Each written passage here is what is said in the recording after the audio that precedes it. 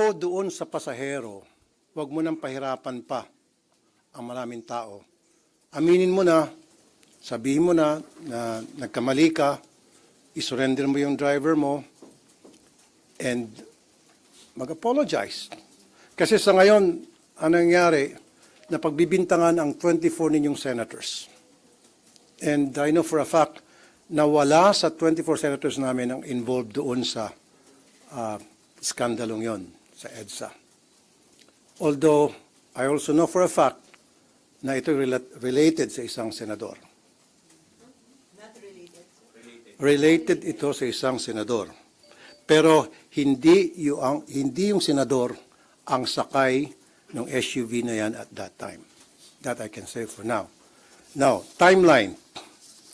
Base po sa akin Intel report, dumating itong pasahero noong November 3 sa NAIA Terminal 1 via PR number 427 from Narita, Tokyo to Manila. Arrival time 6:06. Now, lumabas ng NAIA Terminal around 6:30 p.m. Gumamit siya ng Skyway northbound, going to Magallanes and then exit sa EDSA northbound. Pag-exit niya ng EDSA, Magallanes, sa may bandang Guadalupe, doon na sila naharang. And my intel tells me na ito'y papuntang Soler, Quezon City.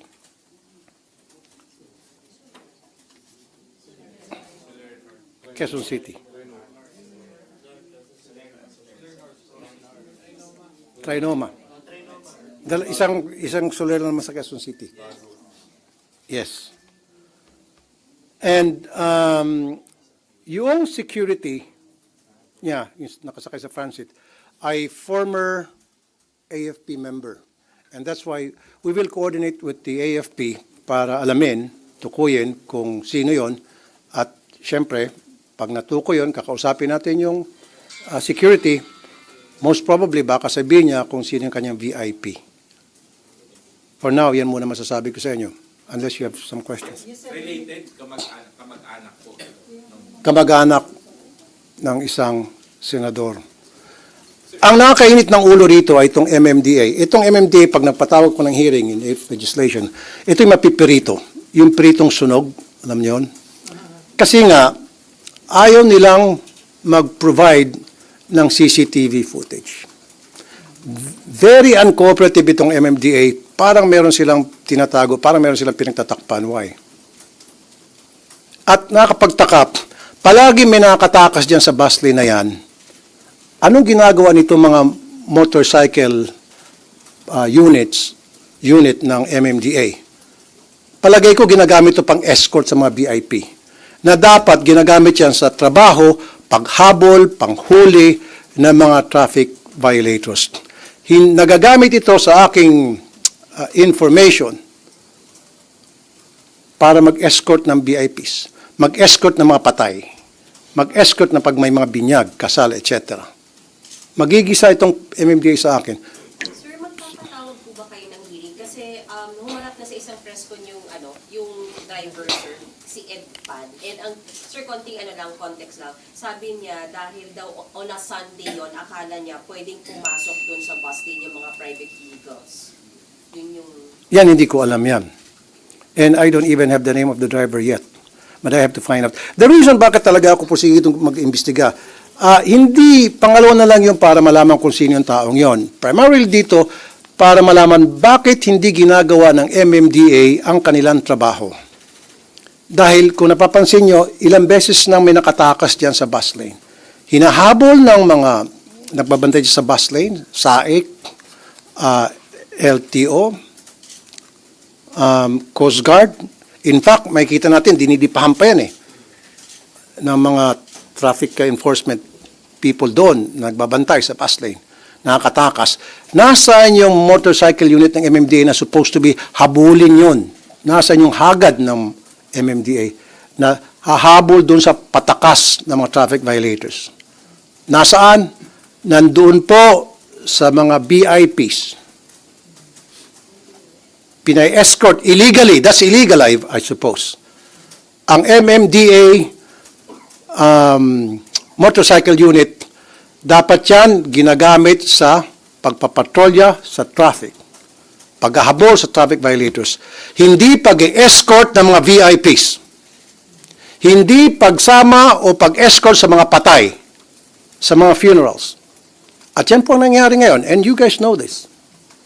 And that has to stop. Sir, nag-file na kayo ng resolution regarding this? I will draft a resolution para in-native legislation para ma-stop na to. Ang primarily the reason why I want Senate investigations, bakit may nakakatakas yan palagi. At nakita ko ng problema, MMDA, ang malaking problema rito.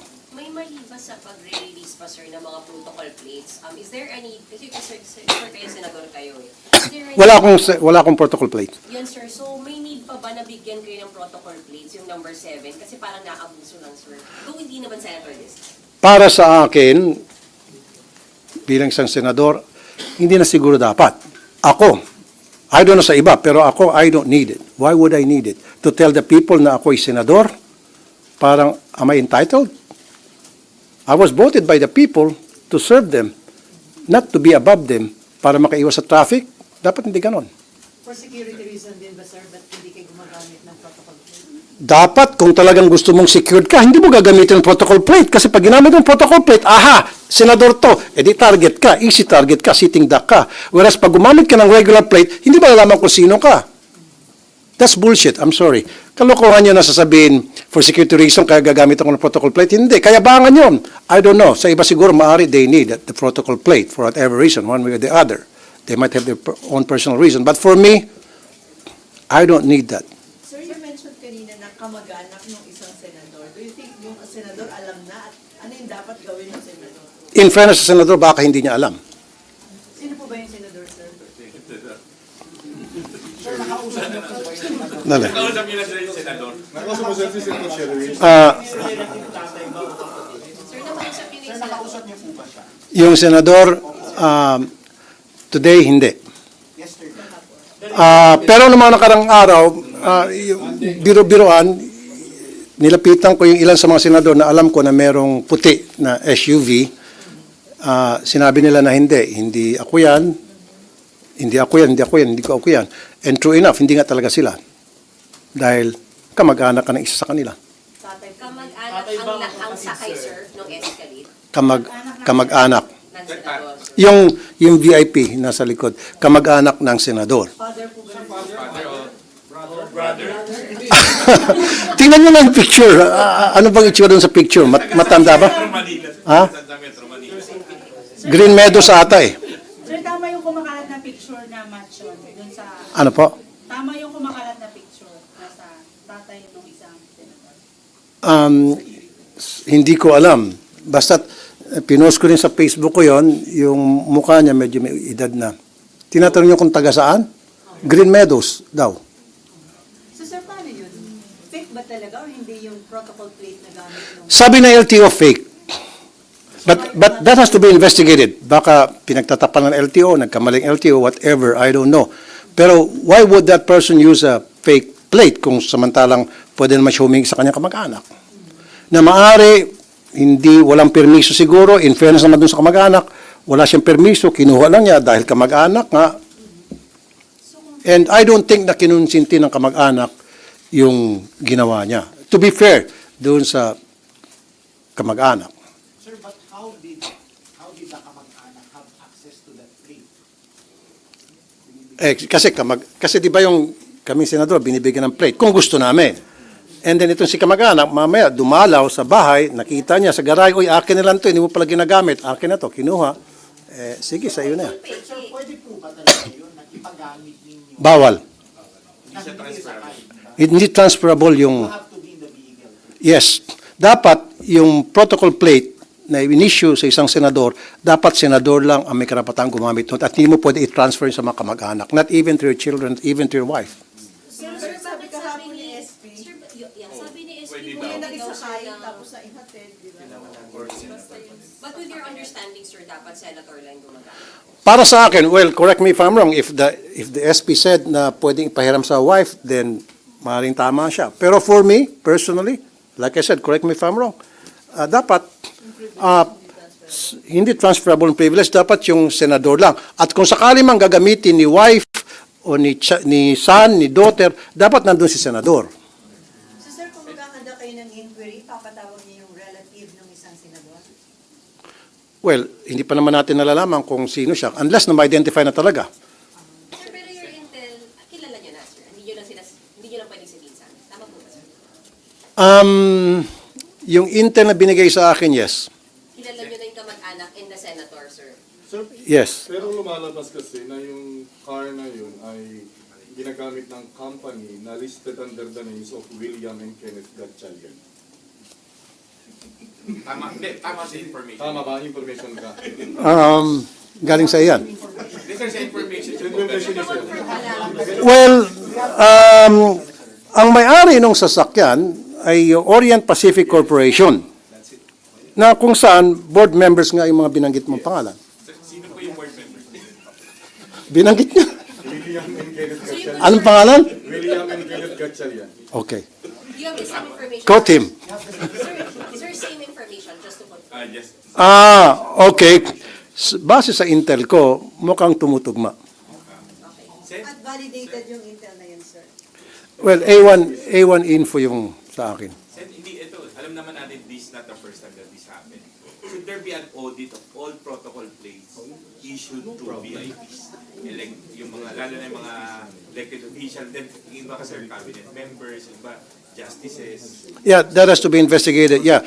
Bilang committee chair ng Senate Committee on Public Services ng Senate, siguro yan isang imbestigahan ko kung paano ba ang maging sistema sa pag-issue ng protocol plates. Kasi naabuso na eh. So, lahat na po, lahat ng protocol. Of course, hindi natin papakialaman yung sa Presidente, sa Vice President, Supreme Court Justice, Senate Speaker, Senate President. So, But, sir, just to be clear, kahit po humarap na yung driver nung Escalade, mag-iimbestiga pa rin po kayo. yes, pag umarap na yung driver, tapos na-sanction na yung driver, at nag-apologize yung may-ari kung ano pwedeng maipataw na parusa doon sa may-ari o sanction, I will still investigate. Why? Doon naman ako sa MMDA. Dahil napaka-incompetent nitong MMDA for the longest time. Nakita naman natin, ulitin ko, for the nth time, dumidi pa dyan yung mga traffic enforcer sa mga patakas ng mga violators. At may kita mo, may mga motor doon ng MMDA, pero yung mga motor doon, yung payatot na motor, hindi panghagad. At ang nagmamayari, yung mismong traffic enforcer. Pero nasa yung mga big bike na binadyetan ng gobyerno para sa gamitin ng mga traffic enforcer ng MMDA. Sabi ko kanina, nandun sa mga VIPs. Kaya nga ako'y nananawagan ngayon sa MMDA chairman, ngayon pa lamang, i-pull out mo na yan unless kung meron kang authority from the office of the president, then wala tayong magawa yan. Pag walang authority from the office of the president, i-pull out mo lahat yan. Pagtrabahuin mo dyan sa EDSA, gamitin yan. At wala na dapat mga funeral na escort. Sir, so far kasi ang humarap pa lang yung driver, pero sa investigation niyo po ba, pahaharapin niyo rin yung sakay ng Escalade? Like I said, pag umamin na, hindi natin siguro kailang paharapin pa. Kasi umamin na, tapos isa-sanction na yung driver at kung anong sanction na pwedeng ipataw, then we will move on doon naman sa bakit may nakakalusot at bakit incompetent itong MMD at iba pang mga tao o mga agency na delegate dyan para bantayan yung bus lane, bakit nakakatakas. So even the driver, sir, hindi niyo na patatawag sa inyo? Pag umamin na, bakit natin patawag? Pag sinabi na niyang ako po yun at nirevoke yung license niya o kung man parusang pinataw ng LTO, hindi natin siya kailangan. Tapos yung VIP nag-apologize at kung meron mang parusa para sa kanya, pinataw ng LTO, whatever, then ba't pa natin siya imbestigahan? Tutuloy tayo nga sa MMDA. Kakausapin ko yung DOTR. How about yung LTO, sir? Just in case na lumitaw na hindi naman pala fake yung number 7. Isa rin yan. Kasi sabihin ko, bakit kaya nag-issue agad ng statement, napakaagang statement na fake yun samantalang hindi pa kayo sure. Kasi ang sinabi lang, kasi may curve daw. Yun ang pinagbasihan. Pati numbers at markings. Hindi ko alam kung paano nilalaman yung ganong klaseng information. But anyway, that has to be investigated as well. Mr. Concerned din kung nakakapag-release ka ng peking plaka kasi that will be abused by many, sir. Lalo yung 7 is hindi siya, sir, usual. Siguro, kaya siguro nagpagawa ng peking plaka, malakas ang loob niya dahil may kamag-anak ka siya na 7. Maaari din siguro. Na yung senador, sir. I'm sorry? Nakausap niyo din, nag-reach out kayo dyan sa senador na yan. Ang masasabi ko lang, nung pumutok tong balita sa news una, yung mga senador na alam kong may puting Escalade o may puting SUV, Escalade na SUV, isa-isa nilapitan ko at tinanong ko, pabiro, baka ikaw yun, baka ikaw. Lahat silang sabi, hindi ako yun, hindi ka yun. And then naniwala ako. And then sa pag-further investigate ko, nalaman ko na kamag-anak.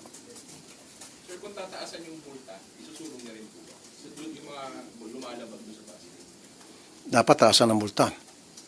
Kasi sa ngayon, malit lang multa, 5,000? 10? 5? Ba't di natin gawin 50,000? And sir, another factor, baka hindi visible na dapat bus lane yun. Kasi madami din, di ba, na ano? Isa pa yun sa tatalakayan ko sa DOTR. Yung DOTR mapapagalitan ko rito. Dahil I told them that meron dapat mga maliliwanag na signages, tapos yung mga reflector, na para masabi sa mga tao ahead of time na you are about to enter the bus lane. And take note, billions po ang binudget sa bus lane na yan. Kaya question ko yan during the last hearing. Concrete lang yun, sir, di ba? Concrete barrier lang, sabi ko, paano naging billions yan? Kasi na pambayad sa security guard, sa janitor, sa bubong daw. Sabi ko, ano ba yung bubong na yan? Ginto. Bakit umabot ng bilyones? Billions para to put a bus lane and then hundreds of millions to maintain it. So isa yan sa susunod na hearing tatalakayin ko. Kasi kapos na ako sa oras ng last hearing sa DOTR sa Public Services. So sinuspend ko. Sa susunod na hearing tatalakayin ko yan. Asap yung hearing, sir. Yes, next week. Sir, yung sa 50,000, seryoso po kayo ganung nakalagay? Kung ako masusunod, kung akong tatanungin, yes, taasan mo na para wala nang, di ba? Wala nang magbatigas ang ulo. Kasi 5,000, kayang-kaya. Isang taya ko lang sa casino yan.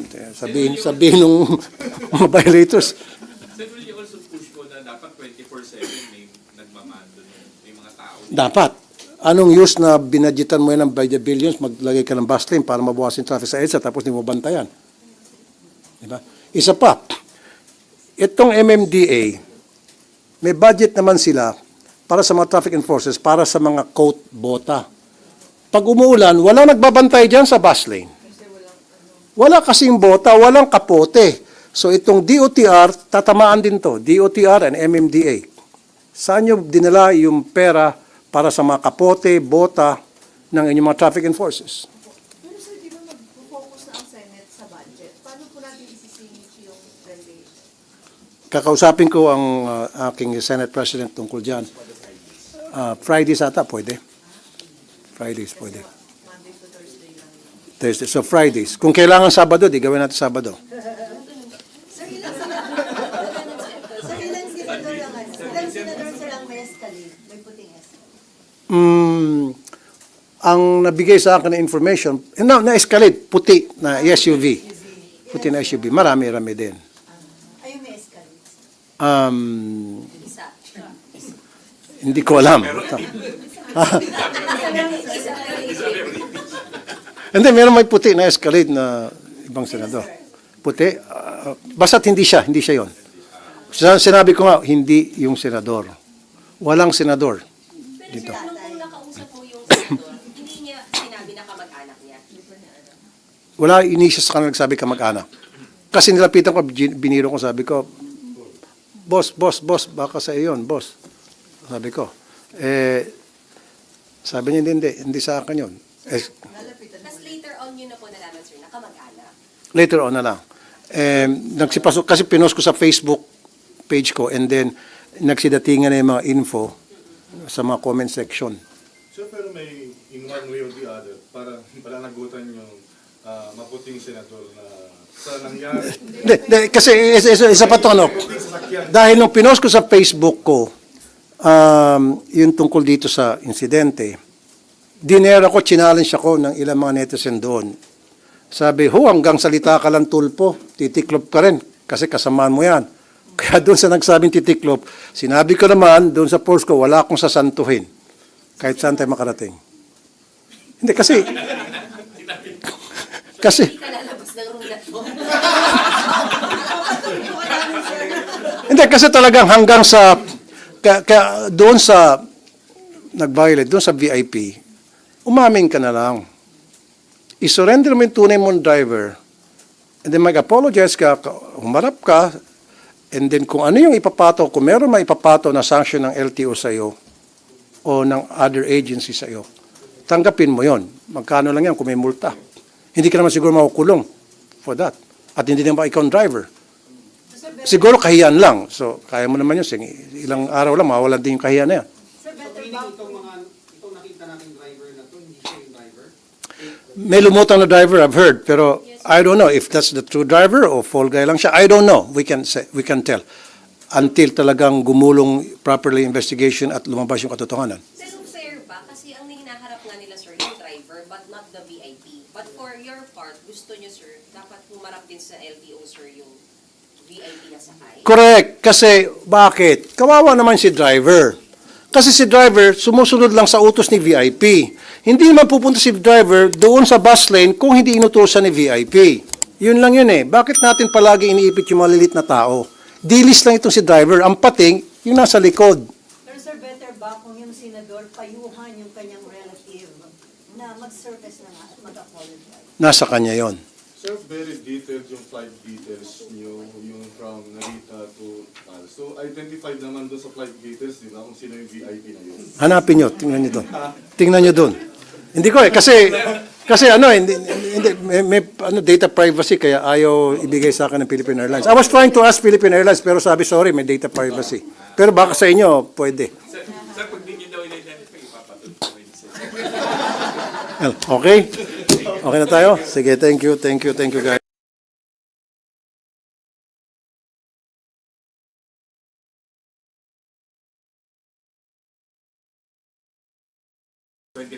Dahil nga doon sa malaki na bilyones yung binalik nila sa Treasury. Depends yan kay Senator Bongo. Siya kasi yung committee chair dyan eh. Pero sa inyo, sir, tingin nyo, Depende.